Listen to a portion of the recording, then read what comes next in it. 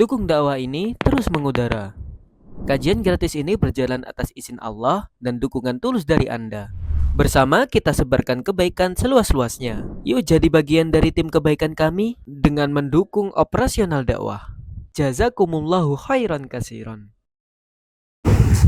Bismillahirrahmanirrahim. Alhamdulillahirabbil alamin. Allahumma shalli wa sallim wa barik ala Muhammad wa ala ali Muhammad. Allahumma anfa'na bima 'allamtana wa 'allimna ma yanfa'una wa zidna ilma wa barik lana fi ilmina warzuqna al-ikhlasa fil qawli wal 'amali kamila wa 'ilman nafi'an la yunsa wa tawfiqan daima wa sihhatan wa yaqinan wa 'afiyah. Allahumma aftah lana kulla khair wa yassir lana kulla umur. Amin ya rabbal alamin.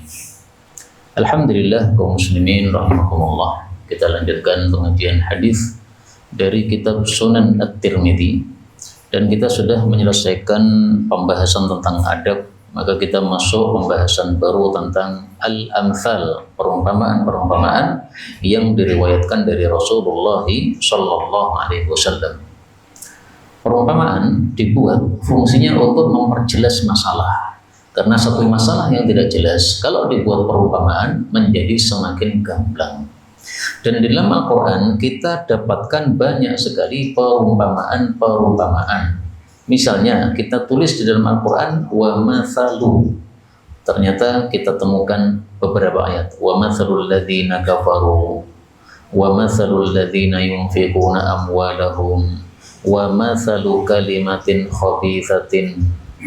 Demikian juga kalau kita tulis mathalu tanpa wawu, maka kita dapatkan beberapa ayat ya. Mathalul ladzina ittakhadhu min dunillahi awliya'a kamathalil ankabut ittakhadhat baita. Perumpamaan-perumpamaan sangat banyak sekali. Dan Allah Subhanahu wa taala menyebutkan dalam satu ayat tentang perumpamaan ini, surat Ankabut ayat 43, wa tilkal amsal, dan itulah perumpamaan-perumpamaan nadribuha linnasi, kami buat perumpamaan untuk para manusia, wa ma yaqiluha, dan tidaklah memahami perumpamaan itu illal alimun, kecuali orang-orang yang berilmu. Nah, jadi perumpamaan dibuat harus kita pelajari bagaimana maksudnya. Kalau kita tidak paham maksudnya, berarti kita tidak termasuk orang-orang yang berilmu. Sehingga sebagian salaf kalau membaca ayat-ayat perumpamaan dan dia tidak paham, dia menangis karena dia sadar berarti saya masih belum berilmu. Nah, sekarang kita baca perumpamaan-perumpamaan yang diriwayatkan oleh Nabi dalam hadis-hadis yang sahih. Kita sudah sampai pada hadis 2781. Faqala al-muallif rahimahullahu ta'ala wa nafa'ana bihi wa bi'ulumihi fid dharain amin. Dari Ibnu Umar radhiyallahu anhuma bahwasanya Rasulullah sallallahu alaihi wasallam bersabda, "Innama, sesungguhnya tiada lain, ajalukum, usia kalian." Jadi ajal maksudnya apa? Umur kalian. Fima khala, dibandingkan apa yang telah lewat, minal umam, dari umat-umat, maksudnya dibandingkan usianya umat-umat terdahulu, itu adalah kama baina sholatil asri, itu seperti antara sholat asar ila maghribi syamsi, sampai tenggelamnya matahari. Artinya gimana? Usia mereka panjang-panjang, usia kita pendek-pendek. Maka maksud hadis ini seperti yang disebutkan di dalam hadis yang lain. Rasulullah Shallallahu Alaihi Wasallam bersabda, "A'maru ummati baina sittin ila sab'in." Rasulullah Shallallahu Alaihi Wasallam bersabda, umur umatku itu adalah antara 60 sampai 70, dan yang paling sedikit adalah yang melewati usia 70. Karena itu kita harus mengejar usia kita, Pak, sebelum usia kematian. Hendaklah kita sudah membereskan amal kita dan memperbanyak amal kita, mendekatkan diri kita kepada Allah Subhanahu wa taala. Kaum muslimin rahimani wa rahimakumullah. Usia kita pendek, usia umat dulu panjang. Terus apakah berarti pahala kita kalah sama mereka? Karena kita beramal paling 50 tahun, 60 tahun. Sementara mereka beramal sampai 1000 tahun. Seperti Nabi Nuh misalnya, al-fasanatin illa khamsina ama, 950 tahun. Berarti amalnya banyak kan? Nah, tenang, karena meskipun kita usianya pendek, Allah mengatakan di dalam Al-Quran, Inna anzalnahu fi Lailatul Qadr. Lailatul Qadri khairum min alfi syahr. Satu malam Lailatul Qadar lebih baik daripada amal 1000 bulan atau berapa? 83 tahun. Padahal usia kita nggak sampai 83. Nah, kalau setiap Ramadan kita mendapatkan satu saja malam Lailatul Qadar, sudah usianya 83. Setiap Ramadan dapat, tinggal dikalikan aja. 10 Ramadan berarti 830 tahun. Lumayan, atau 900 tahun sudah mirip dengan usia Nabi Nuh alaihi salatu wassalam. Demikian juga dalam hadis ini disebutkan wa innama dan tiada lain masalukum perumpamaan kalian wa masalul yahud wan nasara dibandingkan Yahudi dan Nasrani adalah kamatsali rajulin karajulin seperti ada seseorang istamala umalan yang mempekerjakan beberapa pekerjaan para pekerja. Nah, rajulnya ini perumpamaannya Allah itu bosnya, ngasih pekerjaan kepada orang-orang. Yang bekerja itu siapa? Ada Yahudi, ada Nasrani, ada umat Islam. Faqala, maka si bos ini mengatakan, may ya'malu li, siapa yang mau beramal untuk saya ila nisfin nahari, sampai setengah hari, ya, kerja setengah hari saja. Ala qiratin dengan upah satu qirat. Ya, satu qirat itu satu nilai uang yang berlaku bagi orang-orang Arab. Ya. Kalau sekarang misalnya rupiah, berapa rupiah ya, atau berapa miliar gitu. Ya. Nah, maka ini satu nilai qirat atau nilai mata uang yang mereka pakai di masa mereka. Fa'amalitul yahud, lalu orang-orang Yahudi bekerja ala qiratin dengan gaji satu qirat. Faqala, lalu Allah Subhanahu wa taala berkata, lalu orang tadi bosnya tadi mengatakan lagi, may ya'malu li, siapa yang mau bekerja untuk saya min nisfin nahar, dari separuh siang ilal asri sampai asar, ala qiratin tapi upahnya juga sama, yaitu satu qirat. Jadi masuk jam 8 sampai jam 12 rolasan, pahalanya satu qirat. Berapa itu Pak? 9, 10, 11, 12, anggaplah 4 jam. Pahalanya satu qirat saja. Kemudian yang berikutnya separuh hari sampai asar, anggaplah jam 12 ya, 1, 2, 3, 4 atau jam setengah 4. Nah, berarti 3 sampai 4 jam. Fa'amalitin nasara, maka si Nasrani ini bekerja ala qiratin dengan upah satu qirat. Summa, kemudian antum kalian umat Islam ta'maluna, kalian beramal min salatil asri, sejak salat asar ila maghribis syamsi, sampai tenggelam matahari, ala qirataini dengan upah 2 qirat. Jadi umat Islam meskipun pekerjaannya lebih ringan, tapi pahalanya dilipat gandakan oleh Allah Subhanahu wa taala. Dari setengah 4 ya sampai maghrib setengah 5, setengah 6, 2 jam tok. Yang tadi 3 jam 4 jam upahnya satu qirat. Yang ini cuma 2 jam, separuhnya dari yang mereka, tapi pahalanya malah double. Faghadibatil yahudu, maka marah orang-orang Yahudi, wan nasara, marah orang-orang Nasrani. Qalu, mereka protes mengatakan, nahnu, kami ini aktsaru amalan, lebih banyak amalnya, wa aqallu ata'an, tapi kenapa lebih sedikit upahnya? Kok tidak adil begini? Qala, maka si bos ini mengatakan, hal dhalamtukum, apakah aku mendolimi kalian, min haqqikum, dari hak kalian, syai'an, sedikit pun? Kalau mereka mengatakan la, ya kalau dolim ya enggak sih, karena sudah sesuai dengan kesepakatan. Tadi kan saya tawarkan dari pagi jam 8 sampai zuhur, mau enggak satu qirat? Kalian mau? Ya sudah, kalian mau berarti kan sudah saya berikan, kan sudah tidak salah saya. Adapun saya ngasih upah lebih banyak, ya terserah saya. Namanya orang ngasih upah, terserah dia. Yang mau bekerja kemudian ikut kerja, kalau enggak mau bekerja ya sudah cari kerjaan yang lain. Qala fa innahu fadli, maka orang itu bos tadi mengatakan, sesungguhnya itu adalah karuniaku, utihi man asya, saya berikan kepada siapapun yang saya kehendaki. Saya pilih ngasih yang kerja malam atau kerja sore dengan upah lebih banyak, terserah saya. Yang penting kerja pagi tidak saya tolimi, kerja siang tidak saya tolimi. Nah, perumpamaannya seperti itu, Pak. Orang Yahudi usianya panjang-panjang dulu, orang Nasrani usianya panjang-panjang dulu, pahalanya dikit-dikit. Sementara umat Islam pahalanya banyak-banyak. Nah, ini terserah Allah Subhanahu wa taala. Ini kalau kita pahami bahwasanya yang dimaksud adalah orang Yahudi, orang Nasrani dapat upah, dapat pahala betul alias masuk surga, itu harus kita pahami yang dimaksud adalah orang-orang yang mengikuti nabi-nabi mereka di masa mereka. Bukan Yahudi dan Nasrani yang kafir, bukan, Pak. Jadi Yahudi maksudnya adalah orang-orang yang nisbatnya kepada mengikuti Nabi Musa alaihissalam. Orang-orang Nasrani adalah maksudnya orang-orang yang nisbatnya mengikuti ajaran Nabi Isa alaihissalam. Yang mengikuti Nabi Musa dan yang mengikuti Nabi Isa namanya meskipun Yahudi atau Nasara, tetapi maksudnya orang-orang Muslim di masa itu. Lah kenapa disebut Yahudi? Karena nenek moyang mereka namanya Yahuda.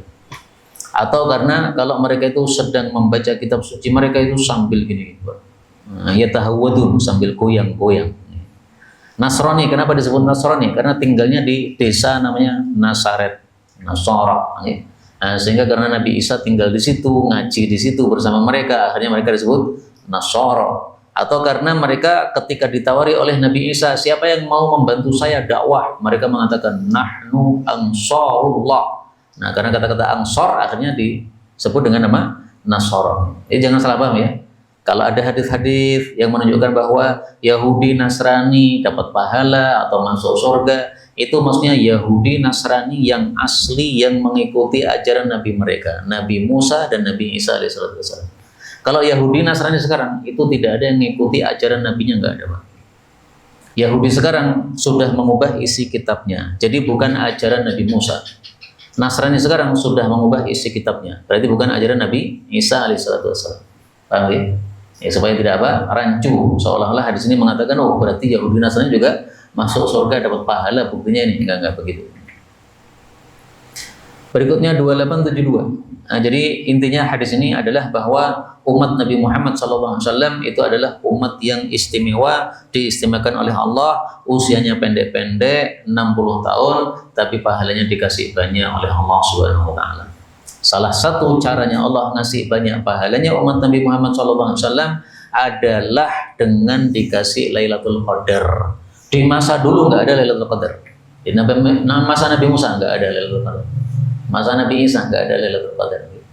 Justru Lailatul Qadar itu turun gara-gara Nabi Muhammad SAW bilang kepada Allah, ya Allah, ini umat-umat saya kok usianya pendek-pendek. Kasihan kan ini mereka, pahalanya jadi sedikit-sedikit. Maka Allah kasih, oke lah, saya kasih Lailatul Qadar. Ini karunia Allah kepada umat Nabi Muhammad SAW. Dan kita mendapatkan fadilah ini, karunia ini berkat dari karunia atau fadilah Nabi Muhammad SAW. At-tabi'ut tabi'.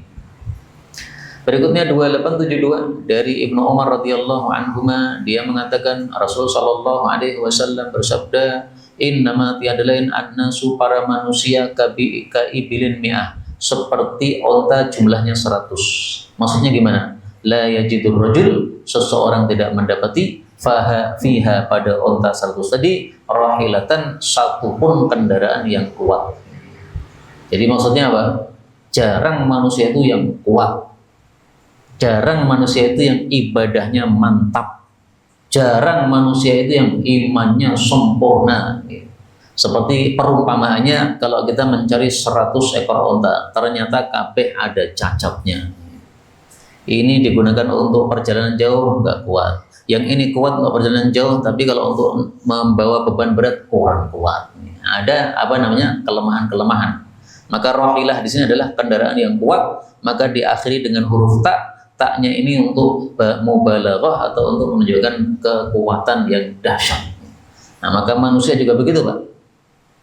Coba kita lihat ulama yang senilai Imam Syafi'i, senilai Imam Malik, senilai Imam Ahmad. Berapa bisa dihitung jari kan? Dari berapa ratus tahun nanti akan muncul satu. Berapa ratus orang atau berapa ribu orang baru muncul satu lagi. Nah, sekarang orang-orang yang mantap seperti itu sudah nggak ada lagi. Ada kiai-kiai, ulama-ulama, tapi tidak semantap seperti mantapnya para ulama-ulama zaman dahulu. Bahkan kadang-kadang sesama kiai atau sesama tokoh ada rebutan kekuasaan dan sebagainya, rebutan pengaruh. Na'udzubillahi min syarri dzalika. Nah, karena itu kita harus menyadari kekurangan kita, kelemahan kita, dan kita minta tolong kepada Allah Subhanahu wa taala supaya ditambah iman kita kepadanya dan ditambah kekuatan amal kita kepada Allah Subhanahu wa taala.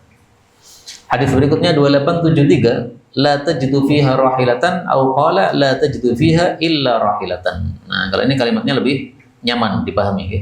Kamu tidak mendapati pada 100 unta tadi kecuali satu saja yang kuat. Kalau yang tadi dari 100 nyaris tidak ada yang kita dapati yang kuat atau tidak kita dapati. Karena dalam riwayat yang lain la yakatu. Kalau di sini la yajidu, tidak mendapati sama sekali. Atau kalaupun ada maka hanya satu yang kuat, yang lainnya tidak kuat.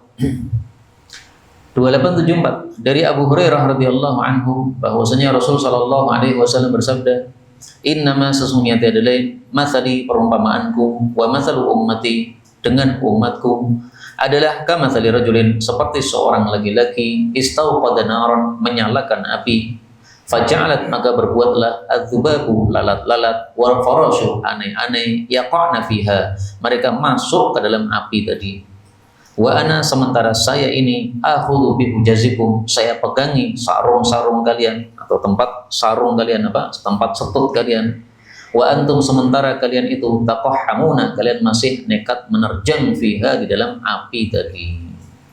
Hadis ini sahih menunjukkan bahwasanya Nabi Muhammad sallallahu alaihi wasallam diibaratkan kalau untuk umatnya beliau, umat dakwah yaitu seluruh manusia ini, Rasulullah pengen tidak ada satupun umatnya yang masuk ke dalam neraka. Tapi malah umatnya yang pengen masuk ke dalam neraka. Disuruh tidak kafir, malah kafir. Disuruh ucapkan la ilaha illallah, malah menyembah Lata Uzza. Terus yang masuk Islam, sudah masuk Islam sudah bagus. Disuruh tidak maksiat, malah maksiat. Maksiat itu sama dengan pengen nyemplung ke dalam neraka. Nah, Nabi itu pengennya tidak ada satupun umatnya masuk neraka. Maka ibaratnya seperti orang nyalakan api, nah, namanya aneh-aneh, pengen yang terang-terang. Nah, ini yang menyalakan api kasihan sama aneh-aneh tadi. Karena kalau dia masuk ke dalam api, mati, kosong. Dia sudah menghalangi, jangan masuk aneh-aneh. Masih nekat saja mereka masuk ke dalamnya. Nggak paham bahwasanya neraka itu bahaya. Karena itu kaum muslimin rahimani wa rahimakumullah, kalau kita pengen tidak masuk neraka, berarti caranya taat kepada Nabi SAW. Karena ketika Nabi membuat peraturan, jangan begini, jangan begitu, lakukan ini, lakukan itu tujuannya satu, supaya kita tidak masuk dalam neraka atau ke dalam api tadi, supaya selamat. Nah, kalau kita nekat tidak mengikuti aturan beliau, ya akhirnya masuk ke dalam neraka kalau tidak diampuni dosa kita oleh Allah Subhanahu wa taala.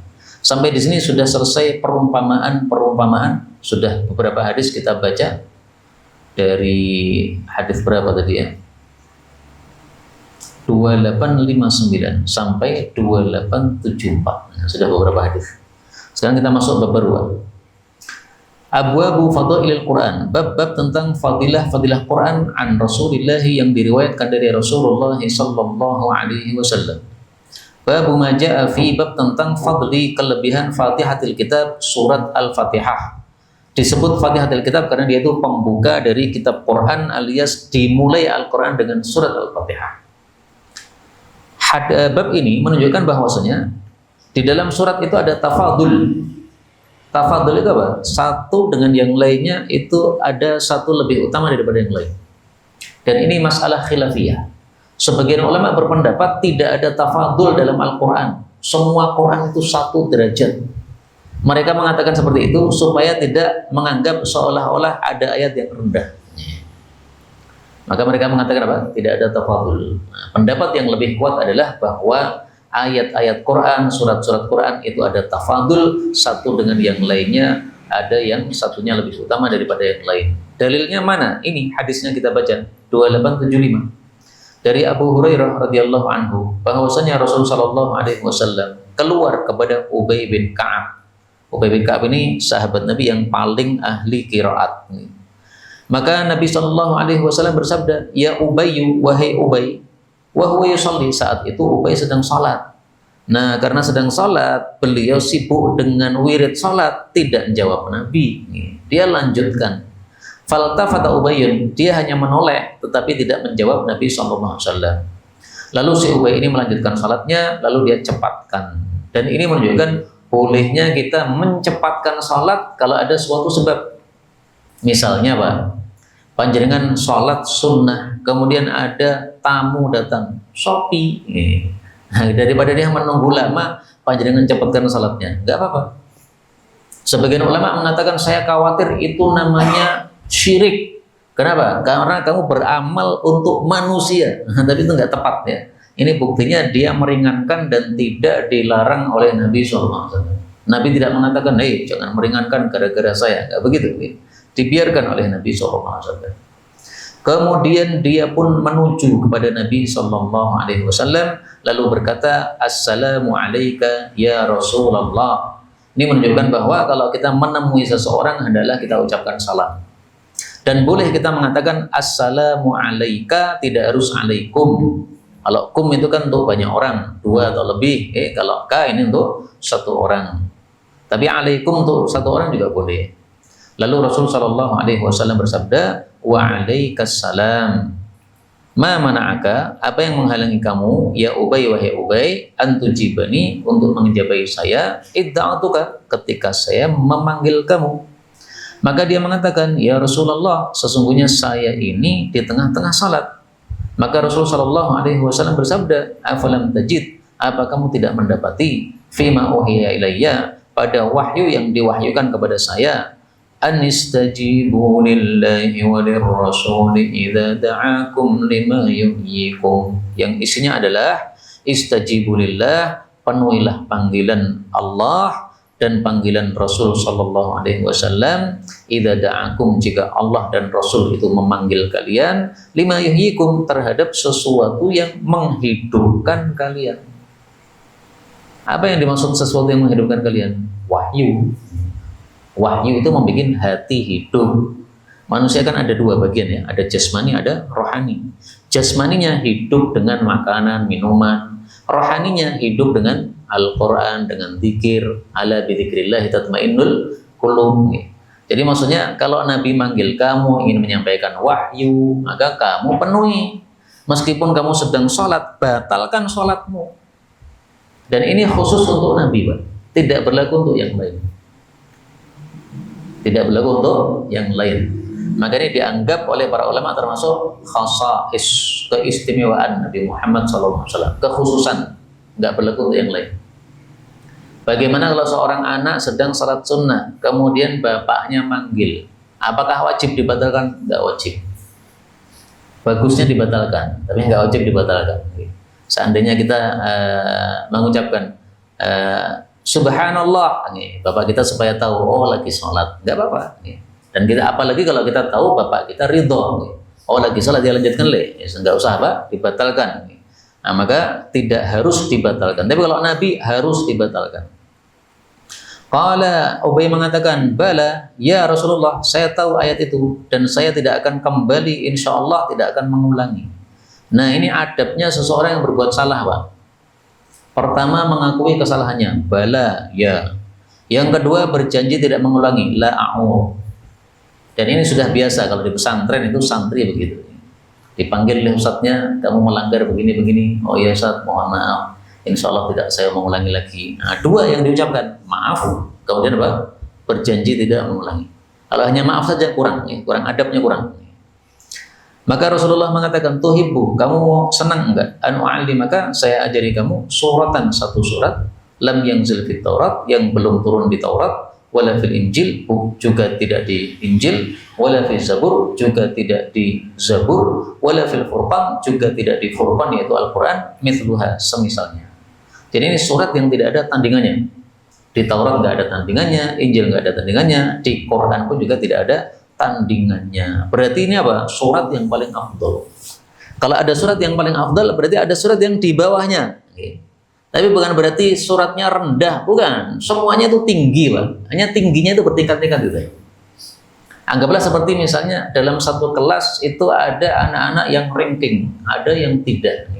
Nah, dianggap ranking misalnya 1 sampai 5, 5 besar, atau 1 sampai 10. Nah, berarti semuanya itu peringkatnya tinggi, tidak ada yang rendah, tapi dari tinggi tadi bertingkat-tingkat. Qala, dia mengatakan, "Na'am, ya betul ya Rasulullah, saya mau." Maka Rasulullah Shallallahu Alaihi Wasallam bersabda, kaifa, bagaimana, taqra fis salat, kamu membaca di dalam salat. Maka dia pun membaca surat Al-Fatihah. Nama lainnya Ummul Quran, induknya Quran. Kenapa disebut induknya Quran? Karena seluruh isi Quran itu terangkum dalam surat Al-Fatihah. Isi Quran apa? Tauhid ada, Alhamdulillahirabbil alamin arrahmanirrahim, tentang Allah. Isi Quran apa lagi? Tentang syariah. Ada iyyaka na'budu wa iyyaka nasta'in, syariat. Dalam Quran ada apa lagi? Kisah-kisah. Ada dalam Al-Fatihah. Ghairil maghdubi 'alaihim waladdallin, umat-umat terdahulu. Nah, maka kisah ada, akidah ada, syariah ada, maka disebut sebagai Ummul Quran, induknya Quran.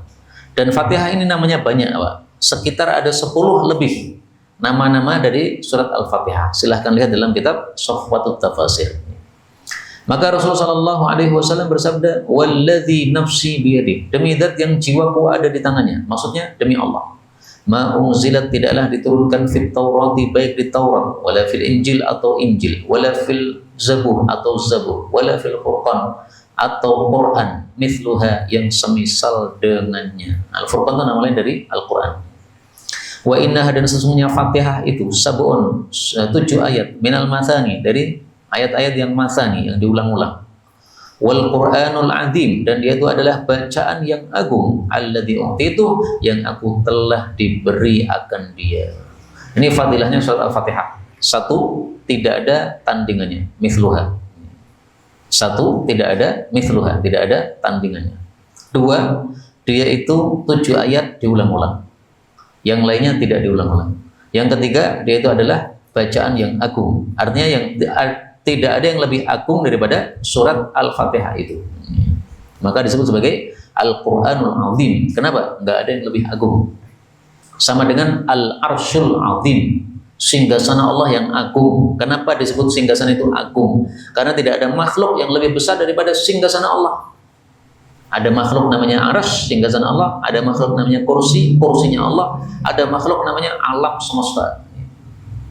Kata para ulama, singgasananya Allah dibandingkan kursinya Allah itu seperti satu lingkaran gelang misalnya dilempar di padang pasir. Nah, kursinya Allah itu seperti lingkaran tadi, kecil sekali. Kalau dibandingkan dengan arsy-nya Allah, yaitu seperti apa? Padang pasir yang sangat luas. Padang pasir apakah bisa kita ukur, Pak, dengan meteran? Nah, terlalu banyak sekali, ya, terlalu luas sekali.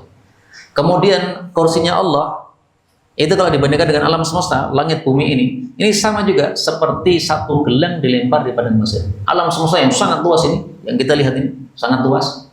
Berapa planet, jutaan bintang itu hanya sekecil gelang dibandingkan kursinya Allah yang merupakan apa, seperti padang pasir tadi. Nah, makanya arsy-nya Allah disebut azim. Demikian juga di sini Quran azim untuk sifat bagi surat Al-Fatihah. Berarti nggak ada yang lebih azim, nggak ada yang lebih agung daripada surat Al-Fatihah. Dan saya menemukan satu hadis yang sangat-sangat jelas bahwasanya surat yang paling baik itu adalah surat Al-Fatihah. Afdhalul Quran. Rasulullah bersabda, Quran yang paling utama itu adalah surat Alhamdulillahi Rabbil Alamin, yaitu apa? Surat Al-Fatihah. Nah, sehingga di sini tadi dikatakan tidak ada mithluha, ya, tidak ada apa, tandingannya. Maka disebut sebagai Quran yang azim. Karena itu kalau kita ingin menjadikan surat Al-Fatihah ini sebagai wiridan harian, boleh, Pak? Seperti Ibnu Taimiyah, itu wiridan hariannya itu adalah surat Al-Fatihah. Ala ukhbiruka bi akhyari suratin, maukah saya kabari kamu surat yang terbaik, akhyar terbaik, surat fil Quran, yaitu surat Alhamdulillahi Rabbil Alamin. Apa wiridnya Ibnu Taimiyah? Habis subuh sampai terbit matahari tidak keluar dari masjid untuk membaca surat Fatihah diulang-ulang. Jadi berapa ratus tuh, Pak, ya? Kira-kira anggaplah dari jam 5 selesai salat subuh sampai jam setengah 6, setengah jam, ya. Kalau sekarang subuhnya maju gitu. Nah, berarti setengah 5 mulainya sampai jam 5:15, 45 menit baca Fatihah terus. Dan Ibnu Taimiyah ketika ditanya, kenapa Mbah baca Fatihah berulang-ulang? Beliau mengatakan, hadihi ghudwati, ini sarapan saya seperti ini. Illam af'alhu saqatat quwaya. Kalau saya tidak melakukan sekali saja, maka kekuatan saya sudah runtuh. Maka Ibnu Taimiyah terkenal seorang ulama yang sangat kuat, pemberani, gigih, kokoh, tidak punya ketakutan sama sekali kepada manusia. Nah, kata beliau, sarapannya Fatihah diulang-ulang. Boleh kita melakukan seperti itu, bukan bid'ah, karena kita bebas membaca surat apapun yang kita inginkan. Dan kalau kita pilih Fatihah, karena sebabnya fadilahnya yang tidak ada tandingannya, akhyar, terbaiknya surat di dalam Al-Quranul Karim. Tapi bukan berarti surat yang lain tidak ada fadilahnya. Surat-surat banyak juga yang punya fadilah. Makanya beliau menambah dengan bab baru, bab ma jaa fi, bab tentang fadilahnya surat Al-Baqarah dan ayat kursi. Nah, berarti surat Baqarah pun juga ada fadilahnya, dan di tengahnya ayat kursi juga ada fadilahnya. Sebelum kita lanjutkan bab berikutnya itu, di sini disebutkan Al-Fatihah itu adalah 7 ayat yang diulang-ulang. Nah, 7 ayat ini diperselisihkan, Pak. Ukhtulifa fis sabiq. Ayat yang ke-7 ini apa? Diperselisihkan. Pendapat pertama mengatakan ayat yang ke-7 adalah ghairil maghdubi alaihim waladdallin. Itu ayat yang ke-7. Pendapat yang kedua mengatakan siratal ladzina an'amta alaihim ghairil maghdubi alaihim waladdallin. Itu adalah yang ke-7. Jadi bedanya adalah apakah ayat yang terakhir itu dipenggal jadi 2 ayat atau digabung menjadi 1 ayat. Kalau kita mengatakan adalah ayat yang terakhir itu dipenggal jadi 2, berarti Bismillahirrahmanirrahim bukan termasuk Fatihah. Dan saya mengikuti pendapat tersebut. Bismillah bukan Fatihah. Sehingga kalau kita membaca surat Al-Fatihah langsung alhamdulillahirabbil alamin di dalam salat tanpa membaca bismillah, sah salatnya. Ini pendapat Imam Malik, pendapat Malikiyah rahimahumullah taala. Nah, pendapat yang lain mengatakan oh bismillah itu Fatihah. Kalau kamu tidak membaca bismillah, Fatihahmu tidak sah. Jadi ringkasnya disepakati ayatnya ada 7, hanya diperselisihkan mulainya dari mana. Yang mengatakan mulainya bismillah, otomatis ayat terakhir itu panjang. Saat digabung jadi 1 ayat. Tapi yang mengatakan bismillah bukan Fatihah, otomatis ayat terakhirnya itu dibelah jadi 2. Siratal ladzina an'amta alaihim, ini 1 ayat. Ghairil maghdubi alaihim waladdallin, ini 1 ayat. Karena itu bagi yang berpendapat bismillah termasuk Fatihah, silahkan kalau menjadi imam misalnya, maka dibaca berhenti pada siratal ladzina an'amta alaihim. Titik, berhenti, jangan disambung. Meskipun nggak dosa disambung, tapi lebih afdalnya baca itu adalah seayat.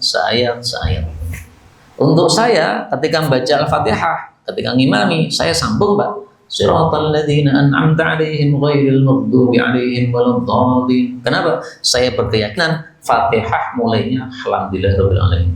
Saya ikuti mazhab Imam Malik karena ada hadisnya yang sahih riwayat Imam Muslim. Tapi bagi yang berpendapat bismillah termasuk Fatihah, silahkan. Mazhab Syafi'i adalah seperti itu ya, maka tidak ada masalah kita mengikuti mazhab Imam Syafi'i yang berkeyakinan bismillah termasuk Fatihah. Yang penting tidak usah berantem saja. Karena sebagian orang itu masih nggak terima, Pak, kalau dikatakan bismillah bukan Fatihah, ratrimo deh. Sampai ceramah isinya apa? Membantah pendapat tersebut, nggak perlu marah-marah lah. Adapun masani ini adalah artinya al-mukarrar, yang diulang-ulang. Kenapa disebut mukarrar, masani diulang-ulang? Yaitu fis shalawat. Karena dia itu diulang-ulang di dalam sholat. Dalam sholat 4 rakaat kita ngulang 4 kali Fatihah. Dalam sholat 11 rakaat, yaitu sholat tahajud, kita mengulang 11 kali. Dalam 1 hari sholat wajib kita mengulang 17 kali. Nah, maka disebut sebagai al-mathani. Maka maksudnya ini kelebihan Fatihah tidak dimiliki oleh yang lain, yaitu harus diulang-ulang dalam sholat. Karena kalau tidak diulang-ulang dalam sholat, maka kita sholatnya tidak sah. Sebagaimana sabda Nabi Shallallahu Alaihi Wasallam, ittaqu hidajas shalah ala kullu salatin, setiap salat yang tidak dibaca padanya Al-Fatihah maka dia itu kurang alias tidak sah.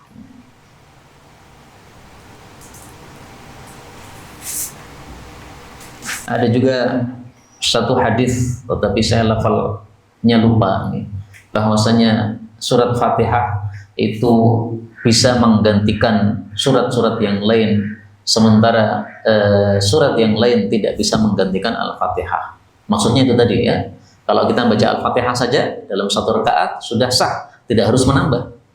Waladhdallin amin, Allahu Akbar, sah. Karena yang wajib cuma itu, tambahannya itu sunnah. Tapi lebih bagusnya tetap kita mengikuti bagaimana contoh Nabi ya. Nabi mencontohkan maghrib, isya, subuh. Nah, itu setelah Fatihah kita membaca apa? Surat yang lain. Ya tetap kita baca sesuai dengan apa yang dibaca oleh Nabi SAW. Adapun bab ini bab baru tentang fadilah surat Al-Baqarah. Al-Baqarah artinya sapi. Surat Al-Baqarah maksudnya surat yang di situ ada kata-kata sapi. Sehingga menyebut istilah surat Al-Baqarah ini tidak masalah. Tidak melecehkan, kamu melecehkan Quran, surat kamu sebut sapi, enggak melecehkan. Sejak dulu kala sampai hari ini para ulama dan juga Rasul Shallallahu Alaihi Wasallam menyebut dengan nama surat Al-Baqarah. Adapun ayat kursi, maka Al-Kursi itu diperselisihkan oleh para ulama.